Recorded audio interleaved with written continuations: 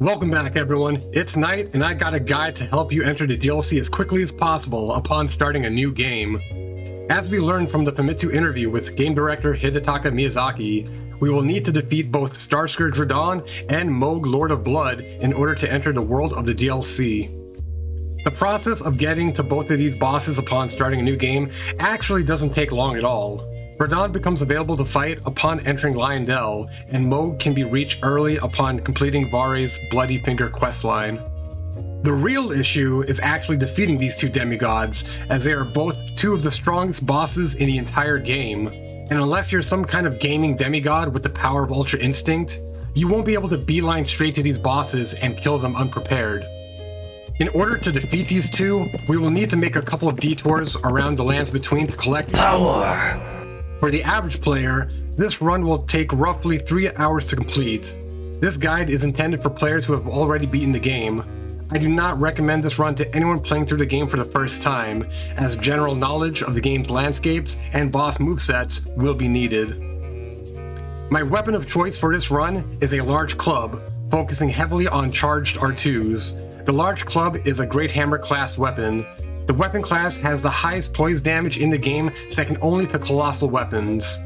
It can be found very early on in the run, and it has relatively low stat requirements. To boost its effectiveness even further, we're going to pick up the Axe Talisman and Spike Crack Tier for increased damage on charge heavy attacks, the Stone Barb Crack Tier and Cragblade Ash War for faster stagger against all enemies, and the Flame Grant Me Strength Incantation for 20% extra damage for 30 seconds.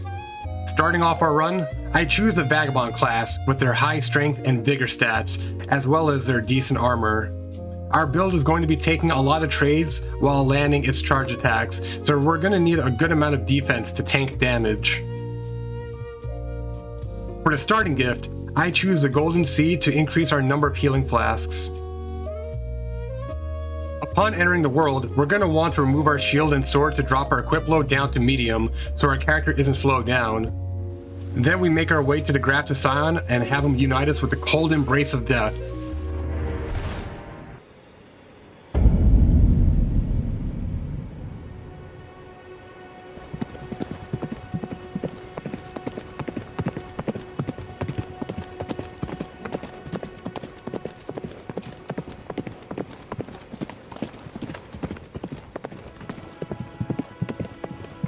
Upon awakening, we make our way out of the tomb to take our first step into the lands between. The first thing we do upon stepping outside is exhausting Vare's dialogue, as it's the first step to beginning his quest line. Next, we're going to need our horse to quickly get around the land.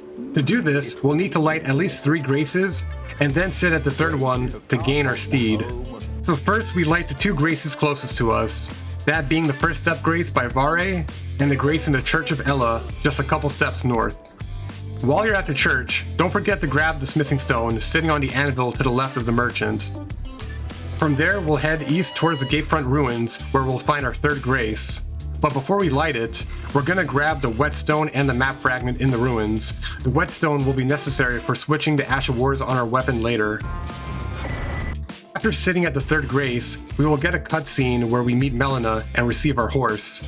Skip the cutscene and immediately equip Torrent to our quick select. This is where our speedrun really begins. We're going to head north through the gate and ride in a big loop around Limgrave, collecting golden seeds, smithing stones, and sacred tears. After passing Storm Gate, we will pick up our first golden seed on the field, and then continue heading north. Upon reaching the shack up ahead, we'll light the grace and grab the Stone Sword key, then head northeast to pick up our first crystal tier, which will boost our strength stat by 10. Which will be helpful in giving us some extra damage early on in the run. From there, we'll head south. We will find a circle of chairs with a body at the center holding 3 smithing stone 1s. Then we'll head east to find 5 more smithing stones inside a cracked statue emitting light. Enlist the help of the giants to have them break open the statue, freeing the stones. If they need some motivation, just take a swing at their ankles.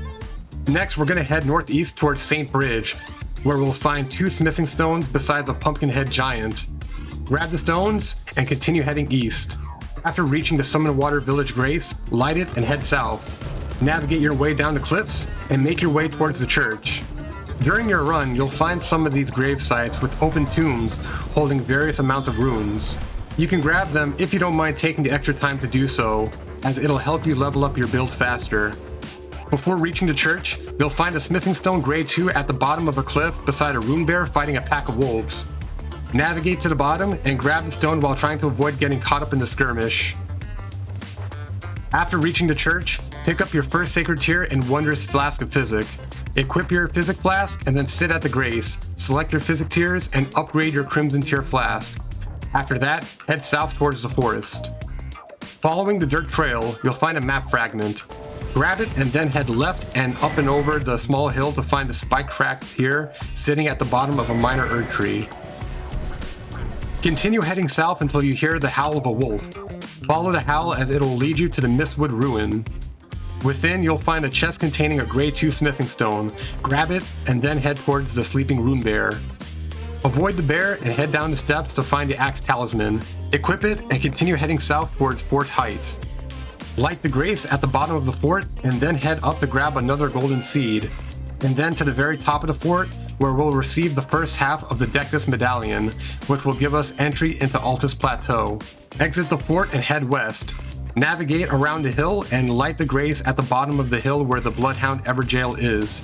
Then head south following the edges of the hill until you reach a cliff. Here you'll find a large club. Start heading back towards the highway and head south into the Weeping Peninsula. While crossing the bridge, grab the last grade 1 smithing stone we need and a stone sword key. Continue riding south and grab the Morning Star from the carriage and the grade 2 smithing stone between the pack of dogs. The rest of our time in Weeping Peninsula will be spent collecting sacred tears and golden seeds. Head past the broken wall and then follow the hill to the right to grab the golden seed, then turn around and grab the map fragment. Take a left turn after passing the broken wall and head up the hill till you reach the alien village. Enter the church and grab the sacred tier inside, then head northwest until you reach a cliff. Navigate your way down and ride across the rope bridge. In the distance, you'll see another church. Head there and grab another sacred tier. Then immediately head south. In the distance, you'll see a wandering mausoleum with a church to the west of it. Head inside the church, grab the tier, and teleport back to the Church of Ella, where we grabbed our first smithing stone. Using the runes we grabbed during our travels, we can upgrade our club to +3. After that, walk over to Ronnie and exhaust her dialogue till you receive the Spirit Calling Bell. The last thing we will want to do before leaving Limgrave is to head back to the First Step Grace. Head behind the tomb and navigate down the cliff using the Spirit Springs until you reach the beach below. Grab the Yellowfowl foot and then give yourself a pat on the back. We've finished collecting everything we need from Limgrave and are now ready to head into the next area.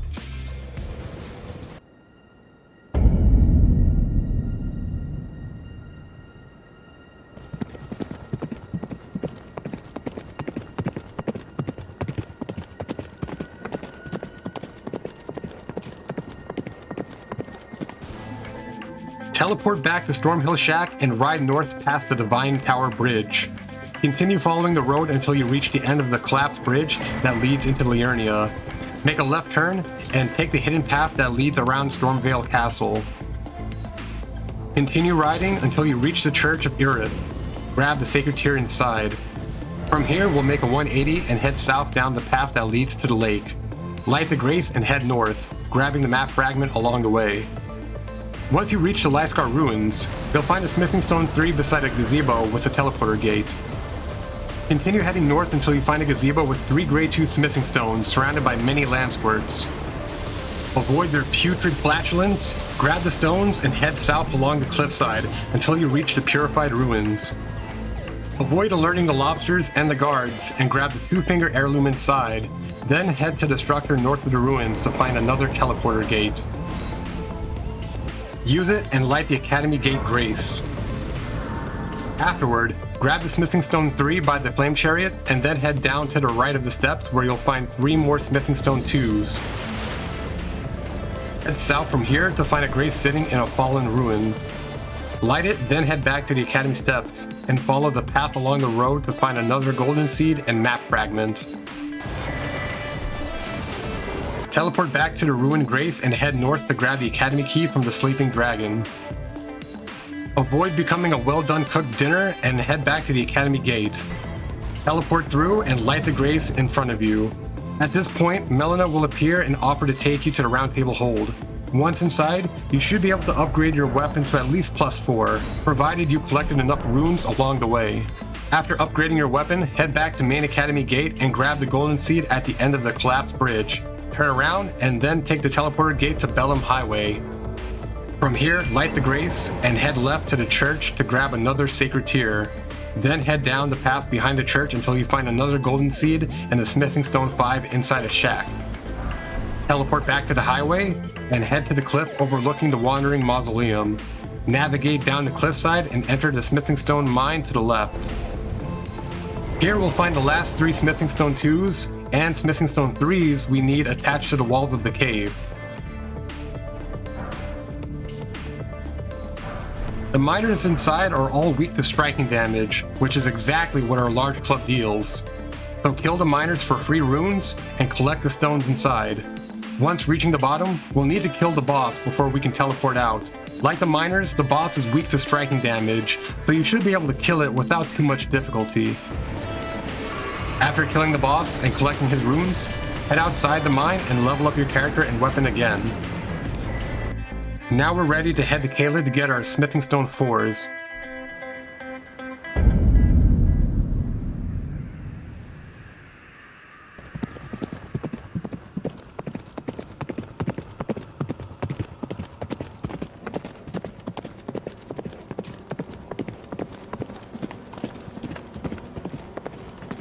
There are several different entrances into Caelid. In my original run, I took the teleporter chest in Agil Lake. But what I recommend to you is to spawn in at the Summerwater Village Grace and head east into Caelid. Once you arrive past the smoldering wall, light the Grace and head south over the hill, then make a 180 into the mine. Within you'll find 8 smithing stone 4s. After exiting, teleport back to the Rockview Grace and head down to the ruins below. Down below you'll find 1 more smithing stone 4, putting us at 9 total. From there, head south towards Fort Gale. You'll find a scarab holding the flame of Redmane's Ash of War, and behind the fort you'll find the spell, Flame Grant Me Strength. Kill the scarab and grab the spell, avoiding all enemies along the way. I highly recommend lighting the grace at the bottom of the fort in case you die. Once you have the incantation, begin heading east, riding along the highway. Grab the map fragment and light the Aeonian Swamp Bank Grace up ahead to the left. Look around for another set of chairs with bodies on them. You'll find the last set of smithing stone 4s you'll need. Afterwards, continue heading north through the swamp and into the mine ahead. After lighting the grace, head into the mine and collect all 8 smithing stone 5s inside. Do your best to avoid the heat-seeking splood from the bugs, and don't forget to kick down the ladder leading to the boss. We will be coming back later to kill the boss as it drops 5 smithing stone 7s upon its defeat. To get the last of the grade 5 smithing stones we need, we'll need to get to Altus Plateau, which means we need the last half of the Decnus Medallion. Head back to the church where you first got your Wonders Flask, and enter the teleporter gate behind it, hiding in the bushes. Upon arrival, ride south and head across the bridge while picking up a golden seed along the way. Go behind the minor tree and ride the Spirit Spring to the top of the cliff, where we'll find Fort Faroth. Light the grace and climb the ladder inside to find the second half of the Decnus Medallion. Leave the fort and head west over the wall towards the giant skull embedded in the cliff face. Use the Spirit Spring below to collect the 2 smithing stone 7s and smithing stone 8 atop the skull. Head back down and go to the church ahead where we'll find another sacred tier. Head back outside the church and make a left. Carefully jump down into the town and head right till you find another golden seed at the top of the stairs. Now we only have 4 last steps to do before we're finished with Caelid. First, teleport back to the Aeonia Swamp Bank Grace and then make your way towards Redmane Castle. Pick up the golden seed along the way and then head towards the nearest lookout tower. To the right of the tower, kill the scarab to grab the Cragblade Ash of War.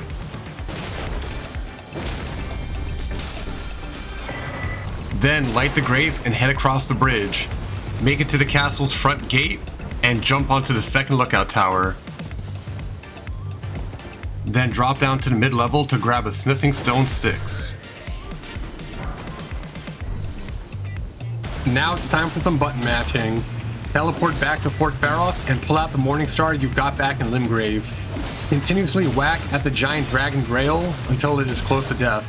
Before killing it, use the gold Foulfoot to increase your rune gain. Finish off the dragon and collect her runes. If you haven't upgraded your character in a while, then now would be the time to do so. Once you're finished, teleport back to Bellum Highway in Liurnia and head north towards the Lift of Dectus.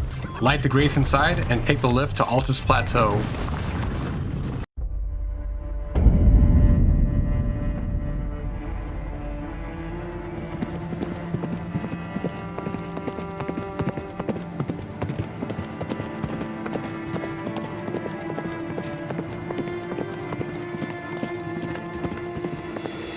Light the Grace on the small hill to the left of the golems and head north along the bottom of the cliff. Eventually, you'll reach the Erdtree Gazing Hill Grace. After lighting it, grab the golden seed beside it and head west along the path to the abandoned carriages. Here, we'll find the Ruler's Mask. Head back to the Grace and continue riding north until you reach the mine to your left. Here, you'll need to use the 2 stone sword keys you gathered earlier.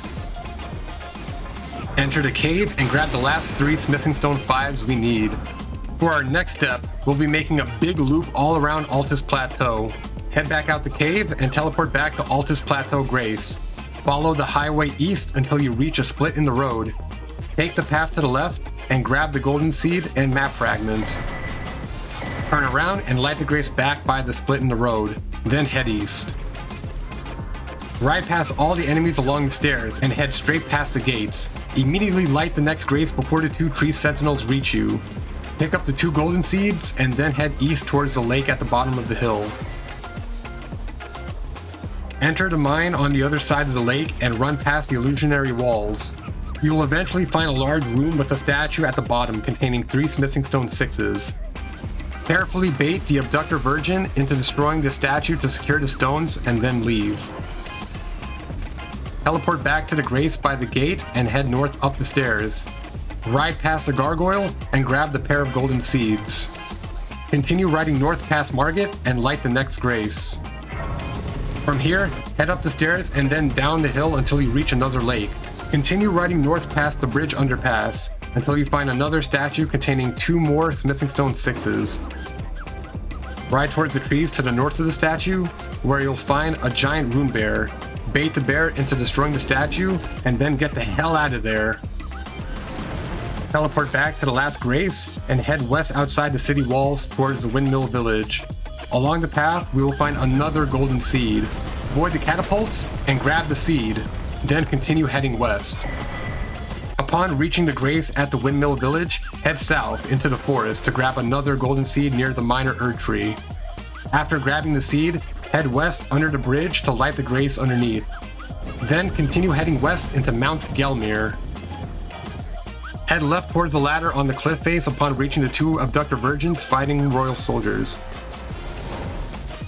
At the top of the ladder, you'll find a Grace and a good opportunity to use the seeds you collected along the way. Now ride the path to the left of the Grace, go past the soldiers, and cross the gap towards the next ladder. After climbing to the very top of the mountain, ride west over the rope bridge to the Spirit Spring. I highly recommend avoiding the full-grown star-calling beast at the top. Killing it does drop 6 smithing stone 6s, but he's extremely difficult to defeat, and trying to fight him will just end up taking you more time than just collecting the stones from the Volcano Manor. That said, ride to the Volcano Manor and grab the smithing stone 6 from the dining hall. Head back down the stairs and talk to Lady Tanith to get the drawing room key. Use the key to enter the door to the right of the hall and go through the illusionary wall in the right corner. Head down until you get to the next Grace. Light it and move forward into the town below. Make like Indiana Jones and avoid all the snakes while speed running over to the next Grace. Continue on until you reach a group of lava slugs. Jump on the roof of the building to their left to find 2 smithing stone 6s. Then teleport back to the prison town Church Grace. Head into the center of town and take the path to the left, avoiding all enemies. Parkour your way down the collapsed stairs and follow the path until you find 2 more smithing stone 6s by a group of small jars. Now we're finally ready to fight some bosses. Head back to Storm Hill and kill Margit to get our second talisman slot to equip the 2-finger heirloom. Now we have enough faith to cast Flame Grant Me Strength, which will come in handy against our next boss, the putrid Erdtree avatar, residing by the minor Erdtree next to Fort Farah. But of course, we will need a finger seal before we can start casting spells, which we can get from the twin-mated husk at the Round Table Hold. Now you're prepared to take on the avatar. This boss is very weak to fire damage, which is where our Flame of the Redmane's Ash War comes in. Assign it to your large club and give it the fire affinity. Then head down and use all the buffs you've gained so far to take out the boss. Killing the avatar will grant you the Stone Barbed Crack tier. Combining this with Cragblade will allow you to stagger any boss in just 2 to 3 charged R2s. Finally, teleport back over to Redmane Castle and use the teleporter gate to enter inside. I know you're all itching with anticipation to fight Radahn, but we just need to collect one more Smithing Stone 6. Talk to Jaren, skip the cutscene, and the door leading inside the church should open. Enter and grab the Smithing Stone, then head back to the round table to fully upgrade your club as much as you can. You're finally able to take on Radahn. For this fight, you'll want to use your horse to avoid his arrows. As long as you ride to his side, his arrows shouldn't land. Once you get close, start buffing up and take on the general. Radahn's movesets are very sporadic and doesn't leave a lot of time to use your charge R2s. Use jump attacks to counter his fast moves, and when you see him buffing his weapon with Cragblade or casting Gravitas, this will be your chance to land your charged R2s. After 2 fully charged R2s, this will be your chance to land a critical attack.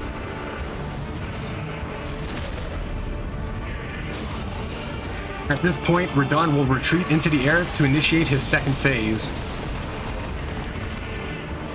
Use this as an opportunity to rebuff yourself, and then avoid the following meteor attack. Dodging it successfully should allow you to land a free jump attack. Just be patient and punish his widest recovery attacks with your charged R2s.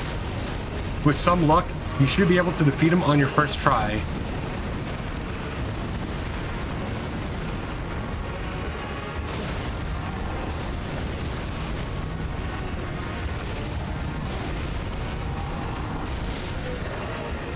Now give yourself a congratulatory pat on the back, as you've just defeated the first big roadblock to accessing the DLC.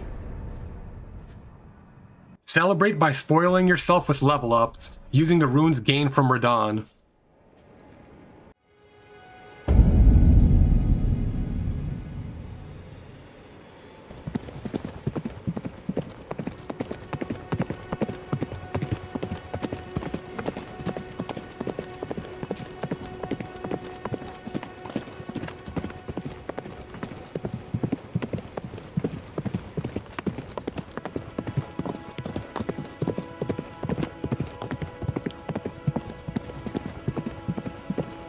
With our first demigod dead, we can now begin Vare's questline.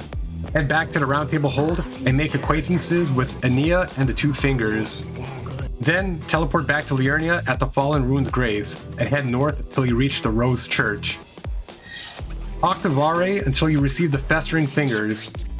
Once you have them, we will be able to invade Beastclaw Magnus in Altus Plateau. Teleport back to the Grace under the Great Bridge and ride west until you find the Right Blood Ruins. Find Magnus's red sign and eliminate him. Then return back to Vare to receive your next task.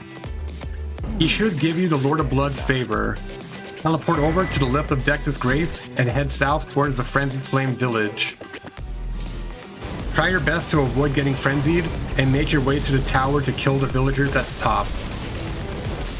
With the Madness Flame gone, we can safely enter the village. Make your way through until you get to the church at the top of the hill. You will be invaded by Festering Fingerprint Vike, but you should be able to kill him no problem. Once you're at the church, grab the Sacred Tear and interact with the dead maiden's body to get her blood. Head back to Vare and he will give you the Pure Blood Knight's Medal, which will allow you to teleport to Mohg early. Before we fight Mohg, there are 2 more tasks that we will need to do. Mohg has a curse that he will cast on you mid-fight. To counter it, we will need the Purifying Crystal Tier, which is only available upon completing Yura's questline. There's also the boss in Salia Tunnel, which we can kill to get enough Smithing Stone 7s to squeeze one more upgrade out of our weapon. You can tackle these tasks in your order of choice. For Yura's quest, teleport back to Limgrave to kill Bloody Finger Nereus, who resides by the Murkwater Cave. Upon killing him, ride north to find Yura, exhaust his dialogue, and then teleport to Main Academy Gate in Liurnia. Walk to the edge of the collapsed bridge where you'll find a red sign, interact with it, and help Yura kill the Raven Assassin.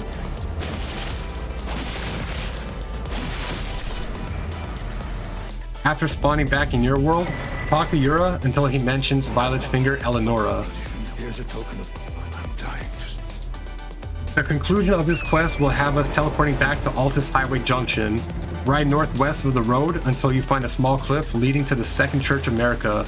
Grab the Sacred Tear and exhaust Yura's dialogue until Eleonora spawns. Eliminate her to receive the Purifying Crystal Tear.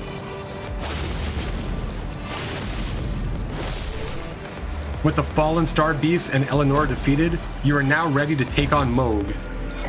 Before proceeding, you do have the additional option of activating Radahn's Great Rune by climbing to the top of his Divine Tower in Dragon's Barrow. I personally was able to defeat Mohg unarced, so it's up to you whether you think you'll need it or not. You also have the option of receiving better armor by completing the first kill of the Volcano Manor questline. After picking up the letter in the drawing room of the Volcano Manor, go to Limgrave Coliseum and fight Old Knight Istvan. Killing him will give you the scaled armor set, which boasts very high poise. Alright, we're finally ready to take on Mohg. Use the Pureblood Knight's medal to teleport to Mohgwyn Mausoleum and start making your way to the top. Remember to upgrade your character and weapon as far as you can and equip the Purifying Crystal Tear. Personally, I chose to swap out the Spiked Crack Tear. Along the way, you'll pick up a couple of red boluses and a Lord and Newman's Rune. Once you get to the next grace, equip the boluses, as we will need them to resist Mohg's bleed attacks, and use the runes to level up your character one final time. Now, the moment of fate has finally arrived. Cross the fog and take on the Lord of Blood. At the start, Mohg will walk very slowly towards you, giving you ample time to buff your character. From here, you'll have to rely on your knowledge and mechanical skill. My advice to you is to keep track of when he'll stagger. You'll want to be as close to the front of him as possible when he staggers so that you'll be able to land a jump R2 into critical true combo for big damage. Keep an eye on your stamina meter, as you will need enough stamina to land a critical hit after the jump R2. And now I leave the rest in your hands.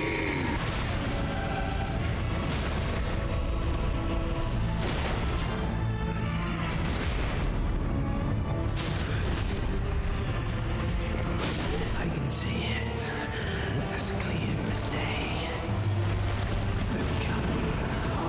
With Mohg defeated, you are now ready to enter the DLC. What normally takes the average person 100 hours to do, we did in under 4. That's it for the guide. Let me know what you think in the comments down below. Did this strat help you, or did you know of a faster way to defeat Mohg and Radahn? Would you have went with a different weapon and build?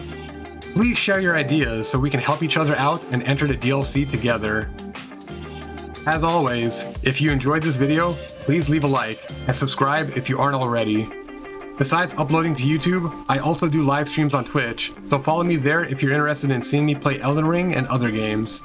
Thank you for all of your support, have a good one, and peace out.